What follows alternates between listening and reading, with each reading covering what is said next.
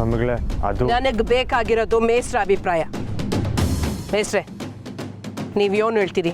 ಅಮ್ಮೋರೆ, ಆವಾಗ್ನಿಂದ ನೀವು ಇಲ್ಲಿ ಕೆಲಸ ಸಿಗೋದ್ರ ಬಗ್ಗೆ, ಫ್ಯಾಕ್ಟ್ರಿ ಕಟ್ಟೋದ್ರ ಬಗ್ಗೆನೇ ಮಾತಾಡ್ತಾ ಇದ್ದೀರಿ. ಆದರೆ ಇವರ ಬ್ಲೂ ಪ್ರಿಂಟ್ ಪ್ರಕಾರ ಇವರು ಇಲ್ಲಿ ಫ್ಯಾಕ್ಟ್ರಿ ಕಟ್ತಾ ಇಲ್ಲ.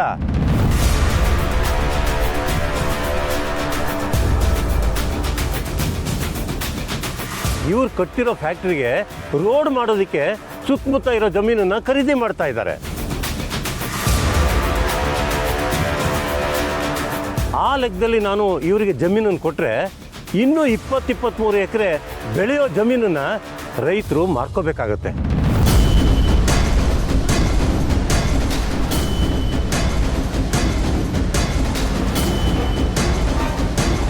ಇವ್ರು ಹೇಳ್ತಾ ಇರೋದೆಲ್ಲ ದಿಟ್ಟವಾ?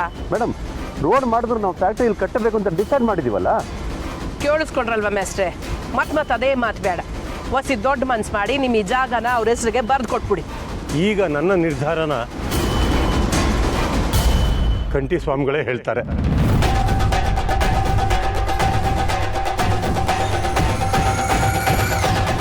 ಯಾವುದೇ ಕಾರಣಕ್ಕೂ ಈ ಜಾಗನ ಕೊಡೋಕ್ಕಿಲ್ಲ.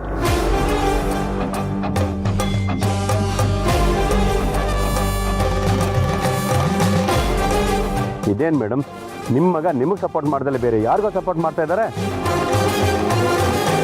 ನೋಡಿ, ನಿಮಗೆ ಉಳ್ಮೆ ಮಾಡೋದಕ್ಕೆ ಜಮೀನು ಬೇಕು ಅಂದರೆ ಹೇಳಿ, ನಾನೇ ಒಂದು ಒಳ್ಳೆ ಜಾಗನ ಹುಡುಕಿ ನಿಮಗೆ ಗಿಫ್ಟಾಗಿ ಕೊಟ್ಬಿಡ್ತೀನಿ. ಅದನ್ನು ಬಿಟ್ಟು ಈ ಬಡಭೂಮಿಲಿ ಯಾಕೆ ಒದ್ದಾಡ್ತಿದ್ದೀರಾ? ಈ ಬರ್ಡ್ ಭೂಮಿನ ಏನು ಬೆಳೆಯೋಕ್ಕಾಗಲ್ಲ ಅಂತಲ್ವೇ ನೀವು ಹೇಳ್ತಿರೋದು? ಇನ್ನು 6 ತಿಂಗಳಿಗೆ ಇದೇ ನೆಲದಾಗೆ ಫಸಲು ತೆಗ್ದಿಲ್ಲ ಅಂದರೆ ಈ ಜಾಗ ನಿಮ್ಮದೆ.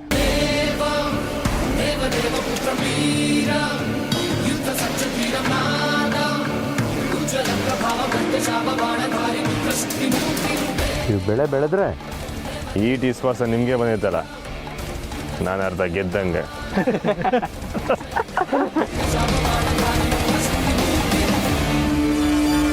ನಾನು ಬೆಳೆದ್ರೆ ಈ ಭೂಮಿ ಮೇಷ್ಟಿಗೆ ಸೇರಿದ್ದು.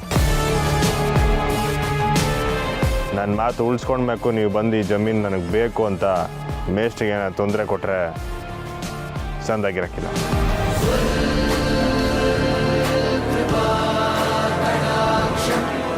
ನೀವು ಮಾತು ತಪ್ತೀರಾ ಅಂತ ನನಗೆ ಗೊತ್ತು. ಈ ಕಂಟಿ ಮಾಡಬೇಕು ಅಂದ್ಕೊಂಡಿದ್ದನ್ನ ಸಾಕ್ಷಾತ್ ಆ ಶಿವನೇ ಬಂದರೂ ತಪ್ಸಕ್ಕಾಗಿಲ್ಲ.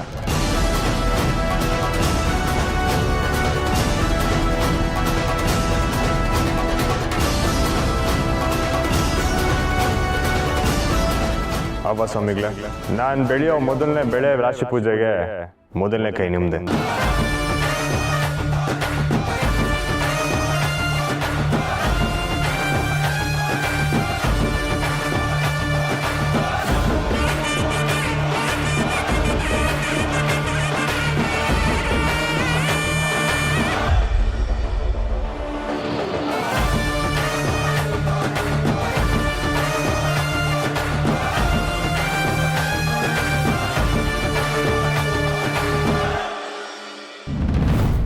ಮುಂದೆಲ್ಲ ನಾನು ಹಂಗಿಸ್ತಾನೆ ಮಾಡ್ತೀನಿ. ವಯ್ಯನ್ಗೆ ನ್ಯಾಯವಾಗಿ ನಡೆಯೋರ್ಗೆ ಒಂದು ದಾರಿ ಆದರೆ ನಮ್ಮಂಥವ್ರಿಗೆ 1000 ದಾರಿ. ಇವನ್ನೆಲ್ಲ ಹೆಂಗೆ ಕೆಡ್ಡ ತೊಡಿ ಬೀಳಿಸ್ಬೇಕು ಅಂತ ನನಗೆ ಸಂತ ಗೊತ್ತೈತೆ. ಬೀಳಿಸ್ತೀನಿ. ಜೀವನದಾಗ ಹೇಳ್ಬಾರ್ದು. ಹಂಗೆ ಮಾಡಲಿಲ್ಲ ಅಂದರೆ ನನ್ನ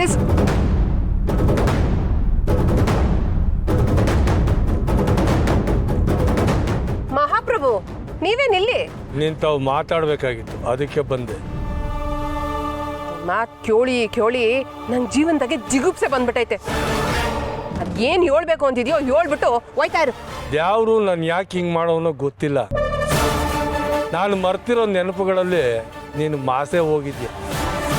ಅದಕ್ಕೆ ಆವಾಗ ಬಂದು ಅದನ್ನ ನೆನಪಿಸ್ಬೇಡ ಅಂತ ಹೇಳಕ್ಕೆ ಬಂದಿರ. ಎಲ್ಲ ಮರೆತು ಇಲ್ಲಿ ಆರಾಮಾಗಿ ಇವನೇ ಪದೇ ಬಂದು ತೊಂದರೆ ಕೊಡಬೇಡ. ಹಿಂಗೆ ಊರವ್ರ ಮುಂದೆ ಅವಮಾನ ಮಾಡಿಸ್ಕೊ. ನಿಂತ್ಕೊ. ಎಲ್ಲ ಮರೆತು ಆರಾಮಾಗಿದ್ದೀನಿ ಅಂದೆ ಅಂದ್ರೆ ನಿನ್ಗೆಲ್ಲ ನೆನ್ಪೈತೆ ಅಂತ ಅಲ್ವಾ?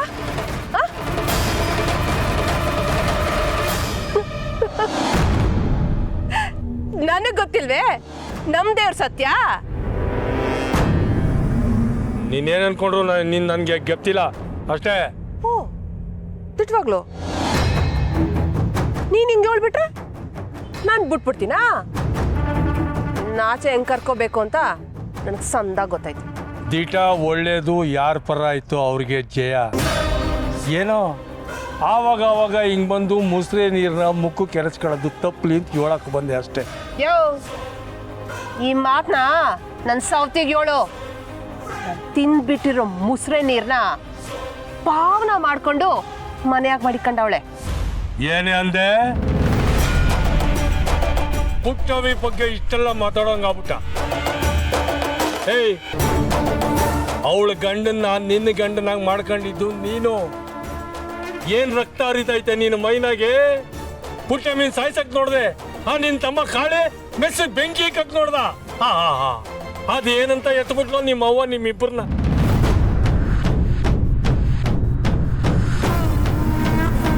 ಏನು ಹೇಳ್ದೆ? ಇನ್ನೊಂದ್ಕಿಂತ ಹೇಳು, ನನಗೆ ಸರಿಯಾಗಿ ಕೇಳಲಿಲ್ಲ. ಪಕ್ಕ ಈಗ ಗೊತ್ತಾಯ್ತು. ನೀನ್ ಮೊದಲನೇ ಏನ್ರ ಮನೆಯಾಗಿರಕ್ಕೆ ಈ ನಾಟಕ ಆಡ್ತಿದ್ಯಾ ಅಂತ. ಏ, ನಾಟಕ ಗಿಟ್ಕ ಏನೂ ಇಲ್ಲ. ಹೌದಾ? ನಾಟಕ ಅಲ್ವಾ? ಮತ್ತೆ ಈಗ ತಾನೇ ದಿಟ ಹೇಳ್ದೆ. ಅದು ಮೆಸ್ಸಿಗೆ ಬರೋರೆಲ್ಲ 20 ವರ್ಷದಿಂದ ಹಿಂಗ್ ನಡೀತು ಅಂತ ಕತೆ ಹೇಳ್ತಿದ್ರು. ಅದನ್ನ ಹೇಳ್ದೆ ಅಷ್ಟೇ, ಇದು ನಾಟಕ ಏನಿಲ್ಲ. ಯೋ, ಕತೆ ಹೇಳೋರು ನಿನ್ನಂಗೆ ಹೇಳೋಕಿಲ್ಲ. ಯಾಕೆ ಹೇಳು? ಆಗ್ಲೇ ನೀನು ಹೇಳಿದ್ದು ದಿಟ, ಅದಕ್ಕೆ ನಿನ್ ಮುಗ್ದಾಗೆ ಧೈರ್ಯ ಇತ್ತು. ಈಗ ನಿನ್ ಮುಗ್ದಾಗೆ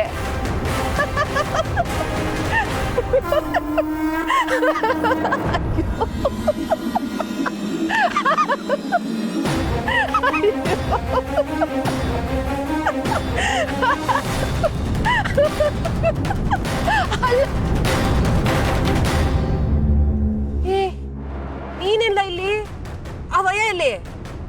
ಏ ಯಾವನು? ನಿನ್ ಬಾವ ಕಣ್ಲ. ಇಲ್ಲ ಇದ್ನಲ್ಲ. ಯಾಕ ಇಲ್ಲಿ ಯಾವನು ಇಲ್ಲ. ಇದ್ಯಾಕೊಳ್ಳೆ ಹಿಂಗಾಗ್ತಿದ್ಯಾ? ಯಾವನ ನೋಡಿದ್ರೆ ಏನಾರ ಮೆಟ್ಕೊಂಡೈತೆ ಅಂತ ಅನ್ಕೋತಾರೆ. ಲೇ ಕಾಳಿ, ನಿನ್ ಬಾವ ಎಲ್ರು ನಂಬೋ ಹಂಗೆ ನೌಟಂಕಿ ಆಟ ಆಡ್ತಾವನೆ. ಅವನ್ಗೆಲ್ಲ ನೆನ್ಪೈತೆ. ಯಾಕ ನೀನ್ ಆವತ್ತಿಂದ ಅದನ್ನೇ ಹೇಳ್ಕೊಂಡ್ ಬತ್ತಿದ್ಯಾ. ನಡಿ ಹೋಣ. ಇಲ್ಲ ಕಣ್ಲ, ಇವತ್ತು ಆ ವಯ್ಯನೇ ನನ್ ತವ ಹೇಳ್ದ. ನನ್ ಮಾತ್ ನಂಬ್ಲ? ಯಾಕೋ ಹೇಳಿದ್ದೆ ಹೇಳ್ತಿರ್ಬೇಡಮ್ಮ. ಇವತ್ತು ಅವನೇ ಬಂದು ಅಯ್ಯೋ. ಲೇ ಕಾಳಿ, ನನ್ ಮಾತ್ ನಂಬ್ಲ? ಮಾರಕೋ ಮಾತಾಡ್ತಾನೆ ಇರ್ಬೇಡ ಅಲ್ಲಿ. ಏ, ಆ ವಯ್ಯ ದಿಟ್ಟವಾಗ್ಲೂ ಹೇಳ್ದ. ಮಾರಾಕೋ ಹತ್ತು. ಗಾಡಿ ಎತ್ತು ಅಂತ ಹೇಳ್ತೀವಿ. ಆ ವಯ್ಯನೇ ಸುಮ್ಕಿರಾಕೋ, ಎಷ್ಟ್ ಮಾತಾಡ್ತೀಯ?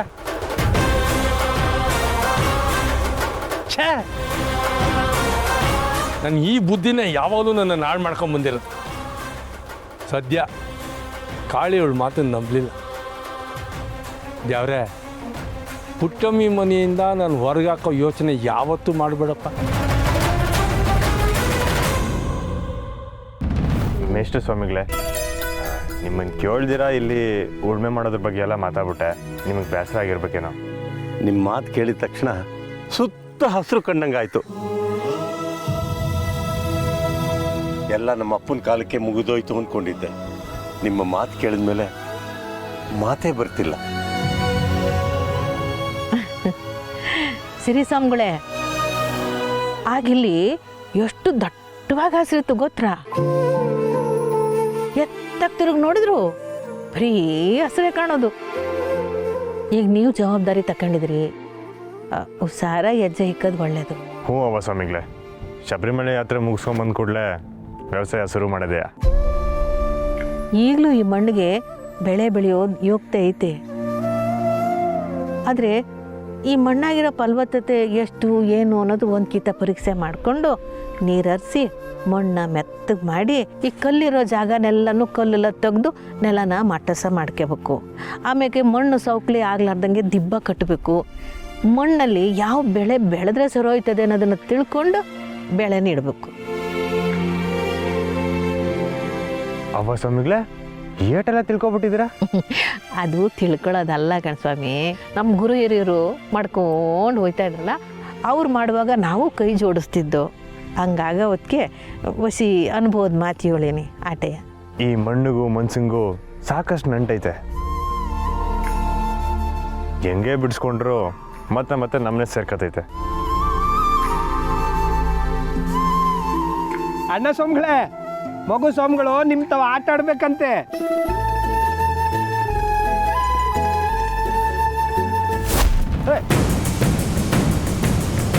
ಸ್ವಾಮಿ ಮೆತ್ತಿಗೆ.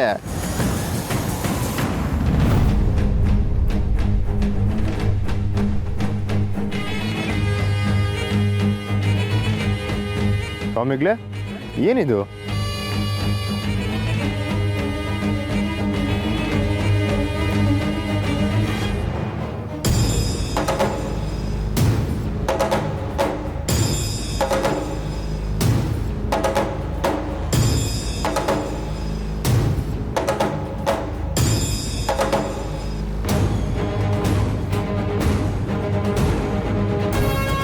ಇದು ಸ್ಕೂಲ್ ಬೋರ್ಡು. ಹಿಂದೆ ಸಂಜೆ ಹೊತ್ತು ವಯಸ್ಕರ ಶಾಲೆ ನಡೆಸ್ತಾ ಇದ್ವು. ತುಂಬ ಜನ ಬಂದು ಅಕ್ಷರ ಕಲಿತಾ ಇದ್ರು.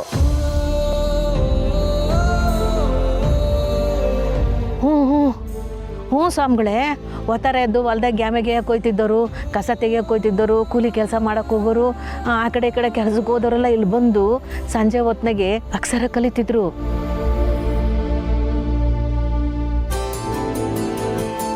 ಮೇಷ್ಟ್ರೇ, ನಾವ್ಯಾಕೆ ತಿರುಗಿ ಸಾಲ ತೆಗಿಬಾರ್ದು?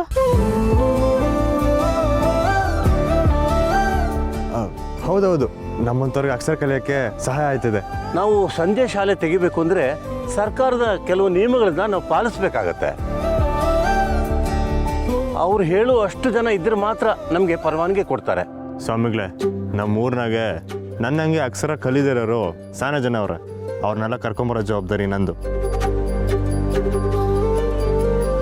ಅದಕ್ಕೇನು ವ್ಯವಸ್ಥೆ ಬೇಕೋ ಮಾಡ್ಕೊಳ್ಳಿ.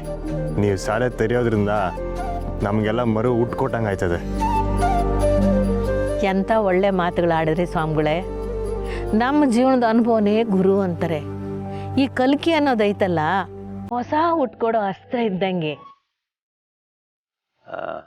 ಸರಿ, ಹಾಗಿದ್ರೆ ಸರ್ಕಾರಕ್ಕೆ ಇವತ್ತೇ ನಾನು ಅರ್ಜಿ ಹಾಕ್ತೀನಿ.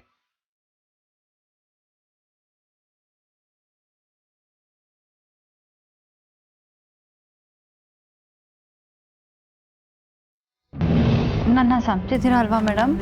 ಇಲ್ಲ, ಸಾಧ್ಯನೇ ಇಲ್ಲ.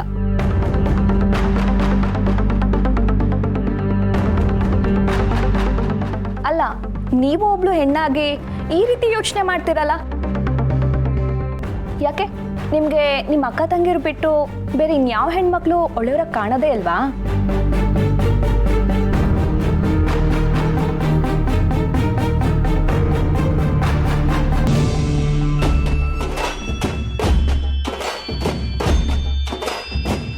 ಹೌದು ಸಹನಾಕ, ನೀನು ಹೀಗೆ ಮಾಡ್ತೀಯ ಅಂತ ನಾನು ಅನ್ಕೊಂಡಿರ್ಲಿಲ್ಲ. ಇನ್ನೂ ತಾಕಂಗೆ ಹೇಳೋರು ಕೇಳೋರು ಯಾರೂ ಇಲ್ಲ ಅಂತ ನೀನು ಹೀಗೆ ಅನುಮಾನ ಪಟ್ಟಿದ್ದು ತಪ್ಪಲ್ವಾ? ಅಯ್ಯೋ ಇಲ್ಲ ಕಣವಿ ಮೇಡಮ್, ನನ್ನ ತಪ್ಪಾಯ್ತು. ನಾನು ಬೇಕಾದ್ರೆ ನಿಮ್ಮ ಸಹನಾ ಅವರೇ, ನಾನು ಸುಮ್ಮನೆ ತಮಾಷೆ ಮಾಡ್ತಿದ್ದಿದ್ದು ಅಷ್ಟೇ.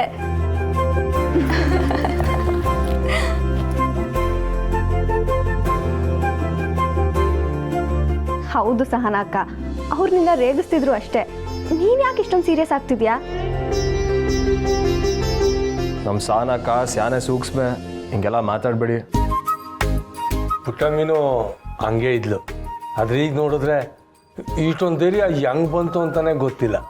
ಈ ಡ್ಯಾಡಿ ಗೊತ್ತಾಗಕ್ಕೆ ನಿಂಗೆ ನೆನಪಿದ್ರೆ ತಾನೇ? ನನ್ನ ಡ್ಯಾಡಿ ಅನ್ಬೇಡಪ್ಪ. ಸಾರಿ ಸಹನಾ ಅವರೇ, ನೀವು ನಾನು ಮುರಳಿ ಬಂದಾಗಿಂದ ಸಾರಿ ಕೇಳ್ತಾನೆ ಇದ್ದೀರಾ. ಅಂತ ತಪ್ಪು ನೀವೇನು ಮಾಡೇ ಇಲ್ಲ. ಪ್ಲೀಸ್, ಹಳೆದನ್ನೆಲ್ಲ ಮರ್ತು ನಾವೆಲ್ಲರೂ ಆರಾಮಾಗಿರೋಣ. ವಿನುತಾ ಅವ್ರು ಹೇಳ್ತಾರೆ ಸರಿಯಾಗೇ ಇದೆ ಸಾನ ಅವರು. ರೀ, ನಿಮ್ಗೆ ನನ್ನ ಮ್ಯಾಗ ಬ್ಯಾಸರ ಇಲ್ಲ ಅಲ್ವಾ?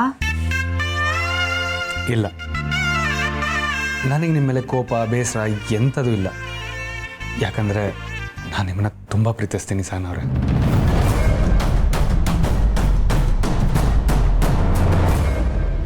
ಎಲ್ಲರೂ ಕಣ್ಮುಚ್ಕೊಳ್ಳಿ. ಹೌದು ಅಕ್ಕ, ಬಾವನ್ಗೆ ನಿನ್ನ ಮೇಲೆ ಕೋಪ ಬರಕ್ ಸಾಧ್ಯನೇ ಇಲ್ಲ. ಯಾಕೆ ಹೇಳು? ಯಾಕೆ? ಪಾಪ ಅವ್ರಿಷ್ಟು ದಿನ ನೀನಿಲ್ಲದೆ ಎಷ್ಟು ಒದ್ದಾಡಿದಾರೋ ಏನೋ. ಈಗಲೂ ನಿನ್ನ ಮೇಲೆ ಕೋಪ ಇದೆ ಅಂತ ಹೇಳಿದರೆ ನೀನು ಬಾವನ್ ತಪ್ಕೋತಿದ್ಯಾ?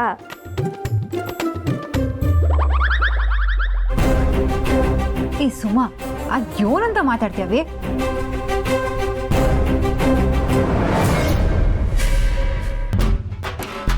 ನೀವೆಲ್ಲ ಯಾಕೆ ಹಿಂಗೆ ಕಣ್ಣು ಮುಚ್ಕೊಂಡಿದ್ದೀರಾ? ನೀವಿಬ್ರು ತಪ್ಕೊಂಡಿರೋದನ್ನ ನೋಡಬಾರ್ದು ಅಂತ. ಏ ಸುಮ್ಕಿರವೆ, ನೀವೆಲ್ಲರೂ ಕಣ್ ತೆಗೀರಿ. ಏ ಕಣ್ಬಿಡಿ. ನನ್ನ ಮುದ್ದು ಅಕ್ಕ. ನನ್ನ ಎದುರಿಗೆ ಮುರಳಿನ ತಪ್ಕೊಂತೀಯ? ಮುಂದೆ ಇದೆ ಕಣೆ ನಿನಗೆ. ಆಗಲೇ ಕಾಲಿಗೆ ಬೀಳೋಕೆ ಬಂದ್ಯಲ್ಲ, ಹಾಗೆ ಪರ್ಮನೆಂಟ್ ಆಗಿ ನಂಗೆ ಕಾಲು ಕೆಳಗಡೆ ಬಿದ್ದಿರಬೇಕು. ಹಾಗೆ ಮಾಡ್ತೀನಿ. ವಿಂತಾಕ, ನಂಗೆ ತುಂಬ ನಿದ್ದೆ ಬರ್ತಿದೆ, ಮಲ್ಕೊಳ್ಳೋಣವಾ? ಬನ್ನಿ. ಗುಡ್ ನೈಟ್ ಮಾವ. ಸಾರ್ ಗುಡ್ ನೈಟ್ ಬಾವಾ.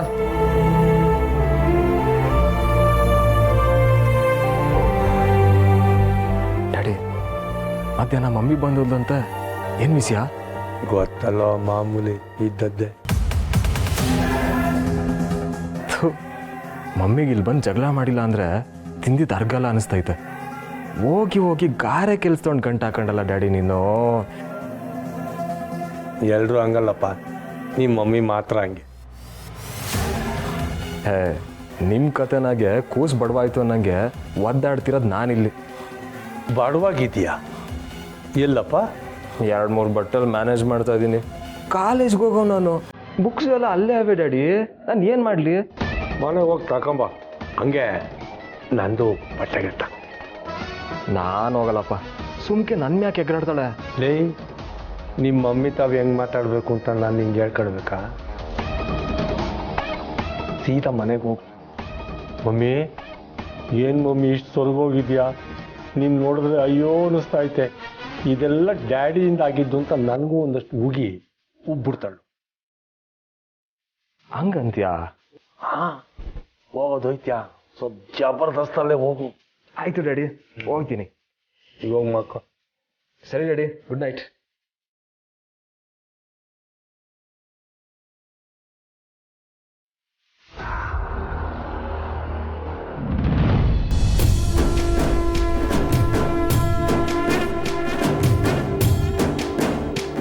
ಅಣ್ಣ ಸ್ವಾಮಿ, ಅಯ್ಯಪ್ಪ ಸ್ವಾಮಿಗೆ ಸ್ಯಾನೆ ನೇಮ ಇದ್ರೂ ಮನೇಲಿ ಭಜನೆ ಮಾಡಬೇಕನ್ನೋ ಪದ್ಧತಿ ಹೆಂಗೆ ಬಂದಿರ್ಬೋದು? ಹೆಂಗಂದ್ರೆ, ಆಶ್ರಯ ಅಂದರೆ ಮನೆ, ಕಾಯ ಅಂದರೆ ದೇಹ. ಇವೆರಡಕ್ಕೂ ಸಣ್ಣ ವ್ಯತ್ಯಾಸ ಇಲ್ಲ. ಮನೆ ಹೆಂಗೆ ಬೇರೆ ಬೇರೆ ಕೋಣೆಗೆ ಇರ್ತೈತೋ, ದೇಹದಾಗೂ ಹಂಗೆ ಇರ್ತಿತ್ತು.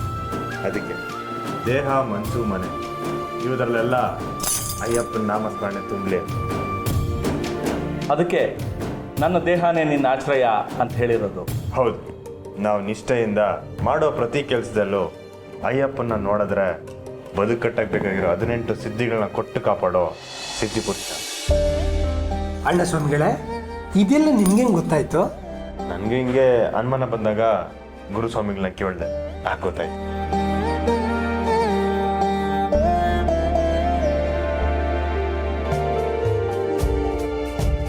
ಭಜನೆ ಮಾಡೋಣ.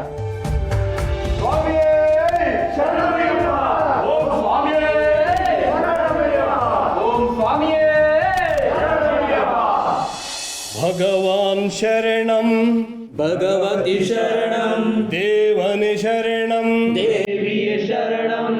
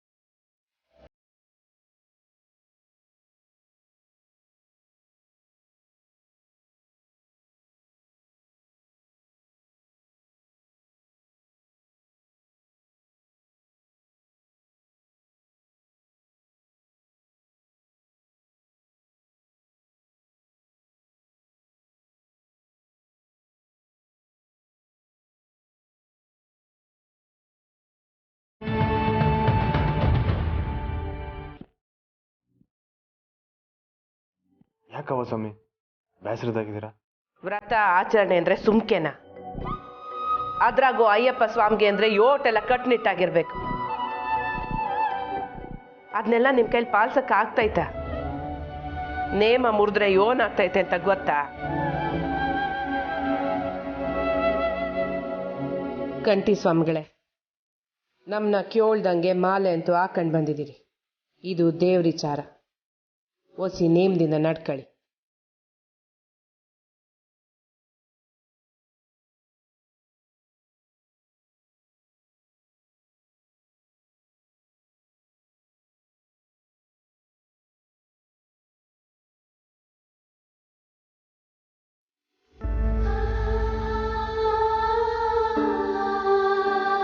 ಅದಕ್ಕೆ ಯಾಕೆ ಸಪ್ಪಗಿದ್ದೀರಾ? ಪಾಪ ಅಣ್ಣಯ್ಯ ಎಲ್ರಿಗೂ ಒಳ್ಳೇದಾಗಲಿ ಅಂತ ಮಾಲೆ ಹಾಕಿದ್ದಾನೆ. ಆದರೆ ನಾನಿರೋ ಪರಿಸ್ಥಿತಿಯಲ್ಲಿ ಮಾಲೆ ಹಾಕ್ಬೋದಾ ಇಲ್ವಾ ಅಂತಾನೂ ಅಣ್ಣಯ್ಯಂಗೆ ಗೊತ್ತಿಲ್ಲ. ನನ್ನಿಂದ ಈ ವ್ರತಕ್ಕೆ ತೊಂದರೆ ಆಗಬಾರ್ದು ಅನ್ನೋದೇ ಭಯ. ಸ್ನೇಹ, ಹಾಗೆಲ್ಲ ಏನೂ ಆಗಲ್ಲ. ದೇವರು ಭೇದ ಭಾವ ಮಾಡಲ್ಲ. ಅವನಿಗೆ ನಮ್ಮ ಮುಖಗಿಂತ ನಮ್ಮ ಮನಸ್ಸು ಸ್ಪಷ್ಟವಾಗಿ ಕಾಣಿಸುತ್ತೆ. ನೀವು ಚಿಂತೆ ಮಾಡಬೇಡಿ.